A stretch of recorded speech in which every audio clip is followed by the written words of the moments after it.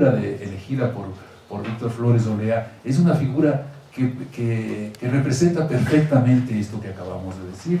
Es decir, Georg Lukács es el autor por excelencia de lo que podría llamar el regreso del marxismo a sus matrices occidentales, después de haber probado la línea oriental, podríamos decir, que es la línea del marxismo-leninismo, la línea inaugurada por Kautsky y luego seguida por los revisionistas y después pues por el propio Stalin, podríamos decir, por toda lo que conocemos como el marxismo soviético. Entonces el retorno del marxismo, de su avatar soviético hacia sus matrices, diríamos pues, centroeuropeas, podríamos llamarla, me parece a mí que es importante y que queda marcado en la obra de Lukács. Lukács tiene para mí pues esa inmensa importancia. Él es el verdadero generador de los teoremas, de los filosofemas que va a manejar el marxismo occidental desde los años 20. Sin Lukács sería impensable el marxismo occidental. Yo creo pues entonces que este es un punto importante, ¿no? En ese sentido pues la elección insisto, de la figura de Lukács es una elección muy atinada. Ahora, dentro del tratamiento que hace Víctor Flores Olea de la figura de Lukács, creo yo que tal vez sería importante subrayar lo que podrían ser los dos puntos, los dos momentos de inflexión de la historia de su discurso, que son el primero pues el paso del gran autor decadentista, si se quiere esteticista, de las primeras obras como El alma y las formas o la estética de Heidelberg o la teoría de la novela, a su magna obra que es la del 22, la de Historia y Conciencia de Clases. Yo creo que la obra por excelencia del marxismo occidental es Historia y Conciencia de Clase. Y en esta obra es justamente entonces donde Lukács va a reconquistar para el marxismo aquello que sería el concepto central de que es el concepto de enajenación. Sin el concepto de enajenación, el discurso marxista en cuanto tal cae por su peso, porque sin él se convierte en un discurso, diríamos pues, reformista, radical, pero que no tiene digamos, este meollo romántico, radical, crítico. Es justamente el que le entrega el usar el concepto de enajenación, manejado tan magistralmente por Marx en sus distintas obras, no solo de juventud, sino también de madurez, ¿no? Entonces yo creo que sería importantísimo subrayar el gran vuelco que se da al pasar este intelectual exquisito, podríamos decir, judío de Budapest, exquisito, al pasar justamente a las filas, digamos, del proletariado, de la revolución comunista y, diríamos, pues, trazar los lineamientos fundamentales del discurso crítico, volviendo a las fuentes de Marx, ¿no? Ahora bien, yo creo que este vuelco, este primer momento de inflexión en la obra de Lukács, es un momento que le lleva hasta cierto punto a lo que propiamente sería lo que Víctor Flores Olea llama la utopía. En verdad, pues, los años 20 para Lukács son los años de su utopismo, del utopismo más generoso y más brillante y más diríamos, digno de imitarse que uno podría imaginar dentro del marxismo. Pero también es importantísimo el segundo momento de inflexión, el de las tesis de Bloom, es decir, el momento en el que Lukács ve que su utopía es una utopía que está destinada al fracaso, y cuando de alguna manera pues asume que el socialismo real o realmente existente, como lo bautizará más tarde un autor de la República Democrática Alemana, que este marxismo realmente existente es el único realmente posible, podríamos decir, en las condiciones del socialismo en un solo país, en las condiciones en las que ha debido pues encallar, podríamos decir, el impulso revolucionario comunista de los decenios anteriores, ¿no? Entonces yo creo que el tercer Lukács es el Lukács desencantado, es de Lukács hasta cierto punto, podríamos decir, que se autocastiga. Es el Lukács que de alguna manera va a empobrecer su propio vuelo teórico, aunque sea en obras magnas como las que va a escribir, pero en las cuales ya vamos a ver la carencia de este impulso utópico que es el que prevalece en los años 20 de su obra. Entonces yo creo que estos puntos podrían ser puntos que enriquecerían la aproximación tanto al marxismo occidental como a la obra de Lukács. Otro punto que a mí me parece que es importante tener en cuenta en lo que respecta al marxismo occidental es el carácter judío de muchos de los representantes de este marxismo. La condición judía en el siglo XIX y en el siglo XX es una condición que de alguna manera, como algunos autores lo han subrayado, se parece mucho a la del proletariado descrita por Marx y descrita por Lukács. Es decir, pues, la de estos hombres tan peculiares, pertenecientes a la élite burguesa, cuyo desarrollo va a ser apenas permitido en el siglo XIX, que pertenecen a esta élite burguesa y que de alguna manera están en el gran conflicto de pertenecer o no pertenecer a su comunidad, de pertenecer o no pertenecer, o de trasladarse o no, o de asimilarse o no a la tradición occidental, a la tradición europea. Y el punto, lo que me parece a mí importantísimo de esta pléyade de autores judíos, es que justamente ellos apuestan a algo que sin ellos no hubiese existido, que es la idea de Europa, y de Europa como una entidad universalista. Yo creo que sin esta noción fuertemente sentida, experimentada y propuesta por los intelectuales judíos de finales del siglo XX, no existiría este sesgo, podríamos decir, universalista, concreto y utópico y diríamos irradical, que es el que vamos a encontrar en el marxismo, ¿no?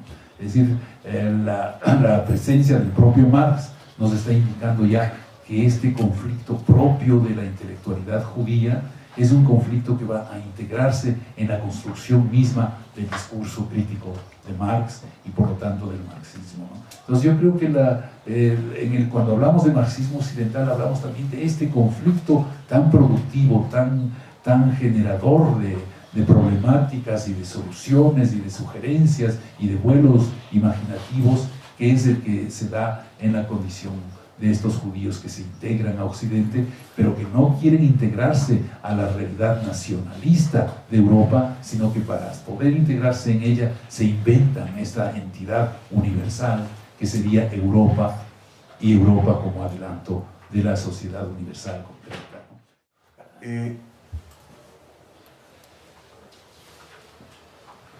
Y yo tendría que preguntarle también al autor por qué no incluyó a Ernst Bloch, el filósofo de la utopía, en un libro sobre la crisis de las utopías.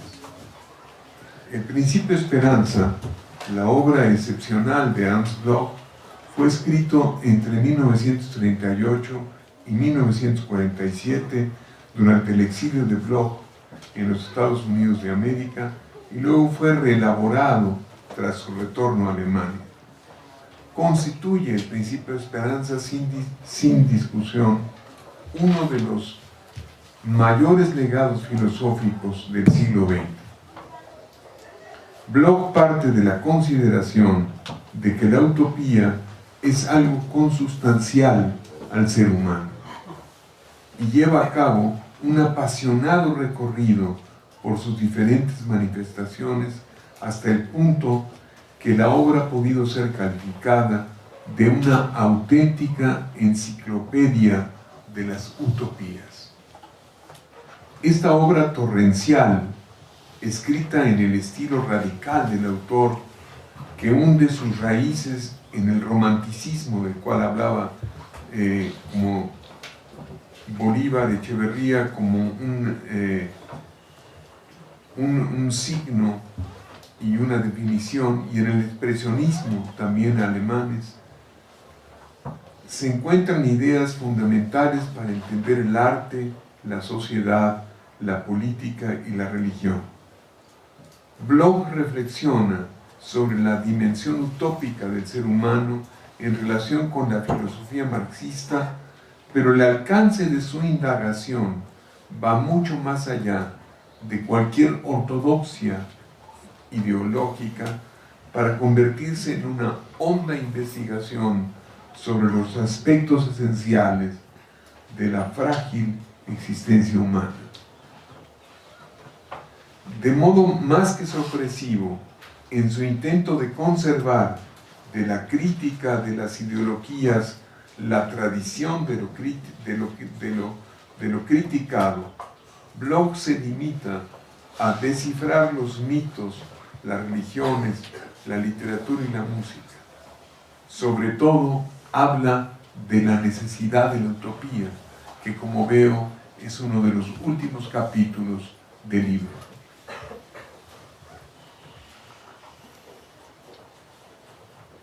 No suscita su interés el Estado, sino las novelas sobre el Estado.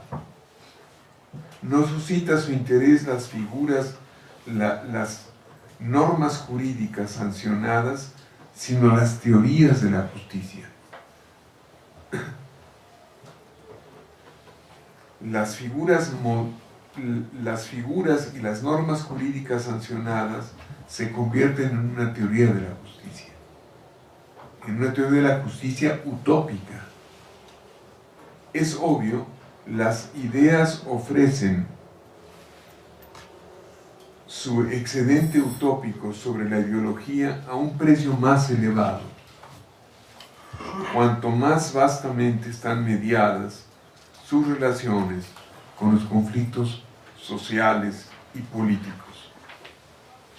Las figuras culturales o las figuras del espíritu, reclamadas de modo inmediato por el interés dominante con fines legitimatorios o simplemente incluidas en el mismo discurso económico como un elemento de organización, hoy en día, ante la profunda crisis del llamado neoliberalismo, resaltan como nunca.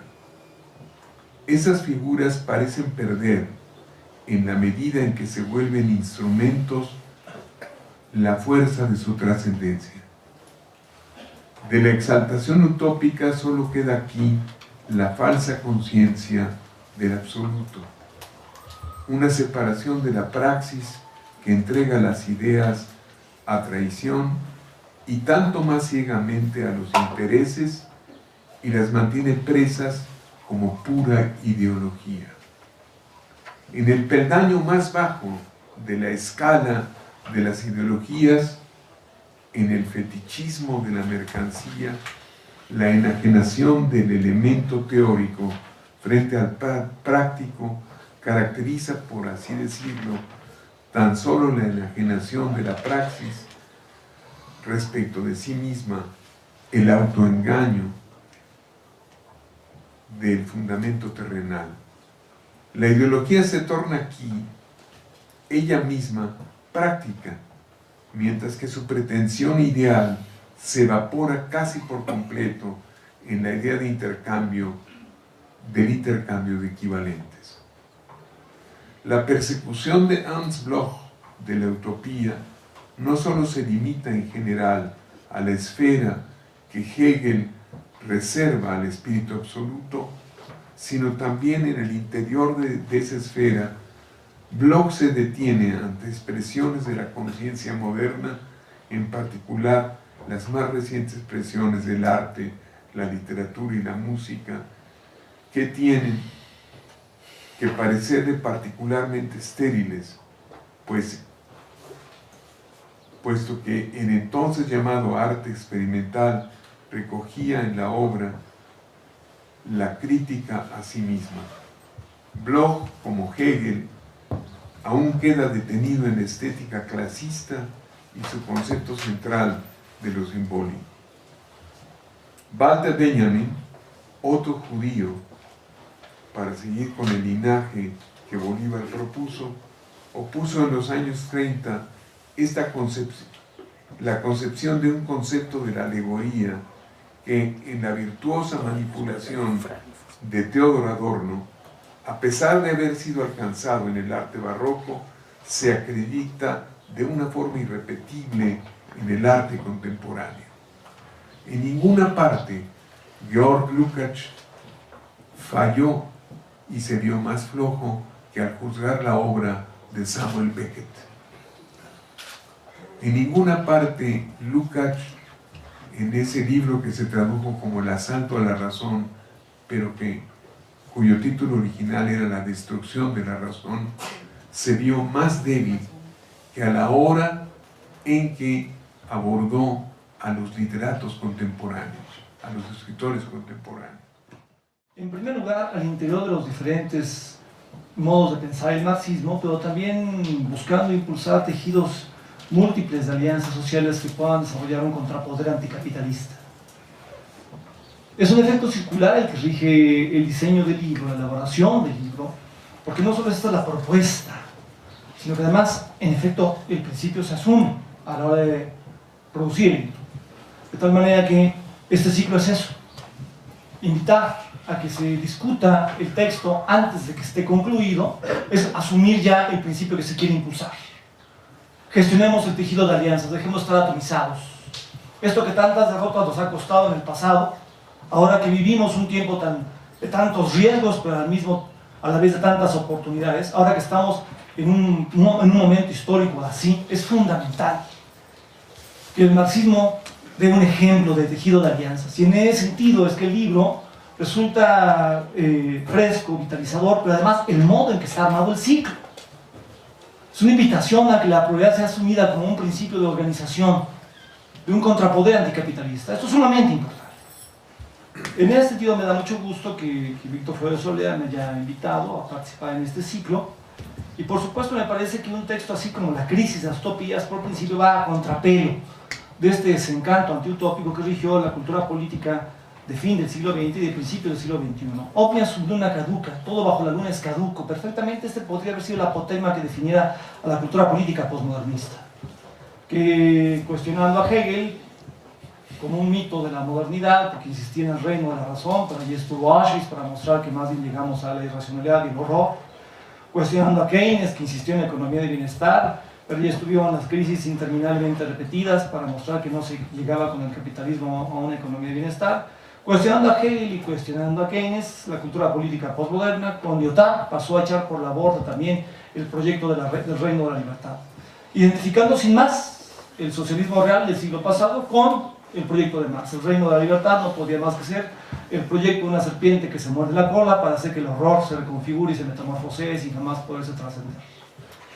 Omnia sobre una caduca, todo bajo la luna es caduco, fue el principio de la cultura política postmodernista que no solo representa la posición de algunos intelectuales, sino que desafortunadamente representó en general el horizonte cultural con el que cerró la mundialización del siglo pasado. Frente a este proceso es sumamente importante impulsar el renacimiento del marxismo colocando otra vez en el centro del escenario la discusión sobre las utopías. La crisis de las utopías tiene que terminar con la necesidad de las utopías para poder impulsar la construcción de una utopía anticapitalista. Hay que decir además que el texto de Víctor Fuero Soler, chocando con la cultura política postmoderna, especialmente en la figura de Francis Fukuyama, es un texto que aparece en un punto de inflexión históricamente correcto. Es un texto que se está percatando de que el problema del desencanto consiste en que funciona como caldo de cultivo de la transición histórica hacia el neofascismo. Y aquí guarda un punto de afinidad con una intervención como la de Karl Korsch, que justo a la hora de discutir el concepto de fascismo dice que el fascismo exige desencanto ante los ideales del liberalismo y el socialismo en todas sus versiones. Si bien la cultura política postmoderna no es propiamente neonazi, sin embargo la cultura política postmoderna con su desencanto genera un caldo histórico de cultivo. Y ahora podemos ver las cosas, si miramos hacia atrás, podemos ver cómo en efecto pasamos del desencanto a una tendencia que está allí empujando por una transición hacia un ordenamiento neofascista de la acumulación mundial, al mismo tiempo que está otra tendencia que está jaloneando por empujar hacia una reconfiguración neokeynesiana de la acumulación mundial, sin que se pueda decir que una u otra ya ganó. Al mismo tiempo, sin embargo, hay que decir que hay otra posibilidad que se está allí constituyendo.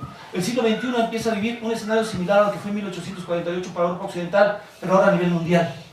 Lo que tenemos es una técnica moderna que está allí, que hace posible la transición a otra época, pero que está generando un efecto de devastación y que no solo ha creado la pobreza, ahora lo que vemos es que la técnica moderna convertida en técnica planetaria con el capitalismo, con la subsunción real capitalista, ha traído también consigo la multiplicación de otras formas de devastación, para empezar, junto con las formas de devastación que hacen posibles las armas atómicas, la crisis ambiental mundializada. Esta es entonces una época en la que por fin la técnica moderna se ha vuelto técnica planetaria, pero ahí, al mismo tiempo que es posible que el capitalismo cambie de forma y se reconfigure neokeynesiana o neofascistamente, y todavía no está decidido qué forma va a tener para los próximos decenios, al mismo tiempo que esto está ahí, sin embargo, también es posible que el anticapitalismo se abra camino. La misma crisis que estamos viviendo genera la necesidad del anticapitalismo.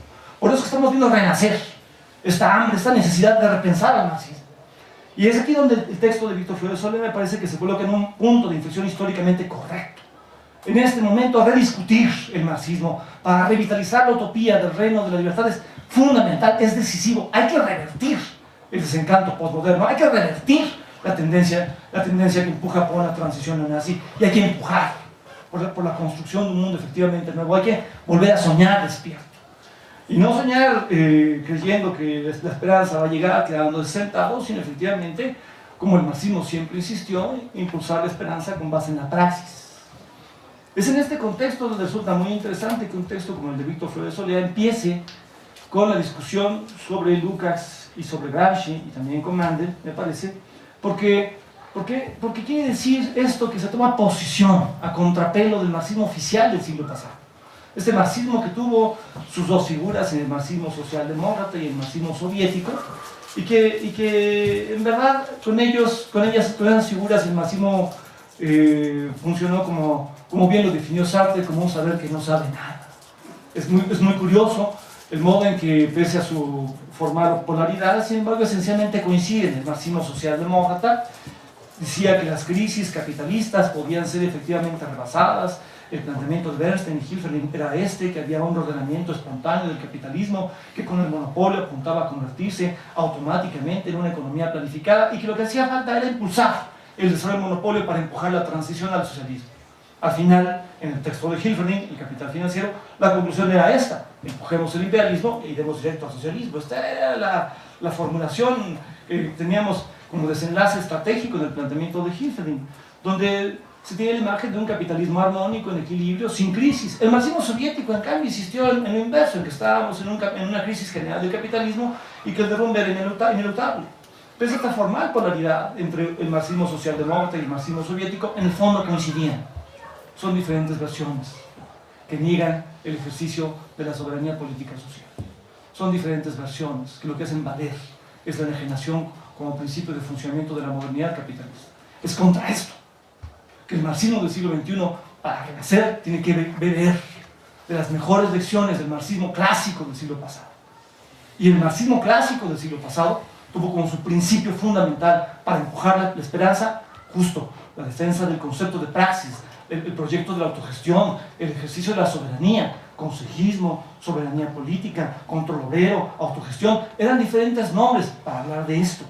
Lukács participó en los consejos, en la República de los Consejos en Hungría en 1919, Gramsci en los consejos obreros en el otoño del 19 y mayo de 1920 en Italia, y Mandel, no hay que olvidarlo, preparó este importante libro sobre control, consejos obreros y autogestión, donde intenta resumir la historia del marxismo clásico, discutiendo el proyecto de la autogestión en algunos de los más importantes marxistas del siglo pasado, pero también en experiencias prácticas como la del Mayo francés del 68. Así entonces me parece que es muy importante que para empujar el renacimiento del marxismo del siglo XXI se haga a partir de recuperar justo aquel marxismo que tanto se comprometió con la defensa de la autogestión. Es lo que me parece que es el principio que está impulsando, que Víctor Flores Soler selecciona a Lukács, Gramsci y Mandel. Este principio está allí, articulando a los tres. En efecto, no son autores de la misma estatura, no tienen el mismo alcance para entender la época, pero este principio político estratégico de resistencia anticapitalista está allí en los tres. Me he preparado una breve evaluación de los aportes que está haciendo Víctor Flores Solea para aquí recuperar el marxismo del siglo XX, buscando impulsar el desarrollo del marxismo del siglo XXI. Y la he desdoblado en 3 momentos argumentales o 3 puntos. El primero es la lección de Lukács para el marxismo del siglo XXI.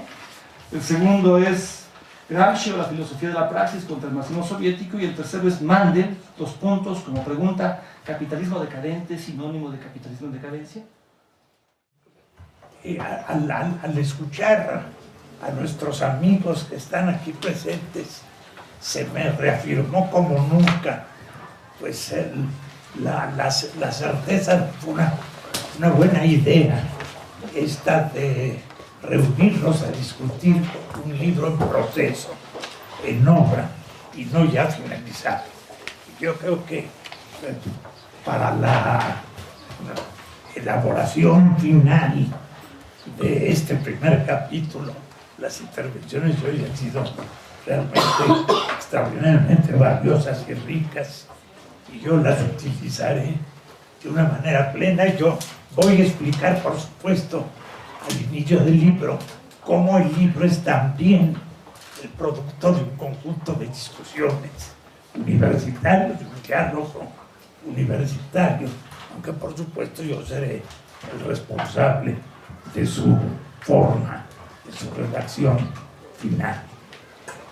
Yo creo que hay una cuestión de coincidencia, tal vez, salvo Luis, en la pregunta de por qué Mandel junto a Lukács y Gramsci. Sí, claro, yo también lo pensé mucho.